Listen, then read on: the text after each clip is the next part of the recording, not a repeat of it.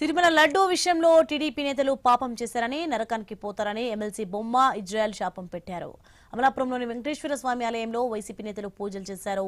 YCP హయాంలో లడ్డూపై నిందలు వేసిన వారిని శిక్షించాలని కొబ్బరికాయలు కొట్టి పూజలు చేశారు. మనోభావాలు దెబ్బతీసేలా వ్యవహరించిన టీడీపీ నేతలు ముక్కు నేలకు రాయాలని ఇజ్రాయెల్ అన్నారు.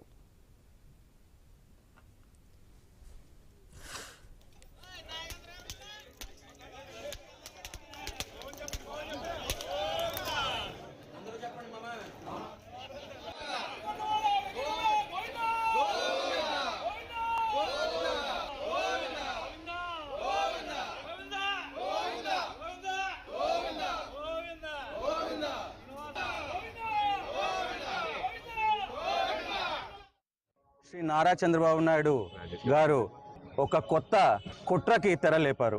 ఆ కుట్రలో భాగంగా కలియుగ దైవం శ్రీ వెంకటేశ్వర స్వామి వారంటే మరి భారతదేశంలోనే అన్ని ప్రాంతాల వారు మరి అతి పవిత్రంగా కొలిచే దైవము. మరి అటువంటి తిరుపతి లడ్డు అంటే అన్ని మతాల వారు మరి ఇష్టంగా సేవించే ఒక ప్రసాదం.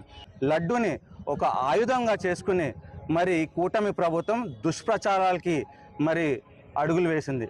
దుష్ప్రచారాలు చేసి దాంట్లో రాజకీయ లబ్ధి పొందాలని చూసింది కూటమి ప్రభుత్వం.